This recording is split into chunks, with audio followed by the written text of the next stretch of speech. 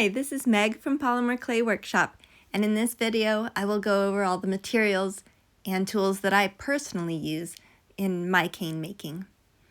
First of all, if you just want to start, you'll need these four things: clay, slicer, roller, and ruler. And then if you'd like to be more advanced, you will definitely want to invest in a pasta machine. Beyond that, tin foil or a small oven, depending on your baking needs, clay softener, and if you're making kaleidoscopes, possibly a set of mirrors.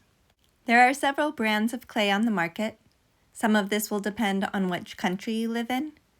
My tutorials mostly have Saran and Primo. Primo is my favorite because the canes last a long time, I've noticed. Saran works as well. The most important thing by far is the consistency. If the clay is too firm, add a few drops of clay softener, any brand. Mix it in. But if the clay is too soft, place it between two sheets of paper. It's what they call leaching the clay.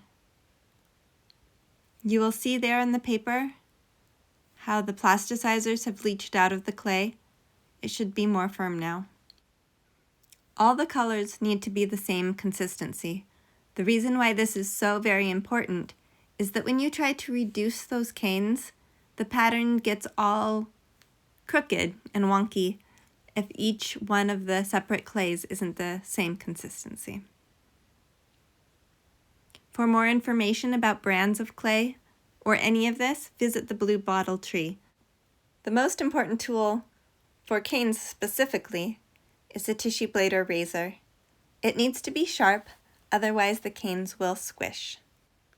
Slicing canes is very difficult, even with a sharp blade. Some people get loosey cane slicers that try to help you cut those a little more evenly. It's just tricky. You'll need a ruler or a work surface with measurements. This is all I use, this little ruler. But I do have, if I remember to get it out, a plexiglass or plastic measuring work surface, which is really nice with all those measurements. The work surface is important. Clay will corrode certain finishes on tables, so be careful about that. This is my pasta machine. Most pasta machines come with C-clamps. I find I need these really strong clamps to keep it on my table. Pasta machines are how they make those blends. Look up Skinner blend. You can also change the setting for different widths of sheets for clay. In canes, sheets make the lines, so you can make different lines based on the width of the pasta machine. And here is a tool I love. Two little mirrors that I bought at a craft store, taped together with packaging tape. And this shows you what your design will look like as a kaleidoscope. It's difficult to show these mirrors on the camera here, but you can see how different angles will create different kaleidoscopes. I always used to bake my canes in a home oven. Look that up online. I honestly don't know the safety involved. A lot of people suggest tenting your clay in tin foil or buying your own little oven. Again, for more information, visit the blue bottle tree. There's lots of ways to store your canes. My favorite is to wrap mine in Saran wrap. For me, the Saran brand is important. I have bought plastic wraps that have not worked as well.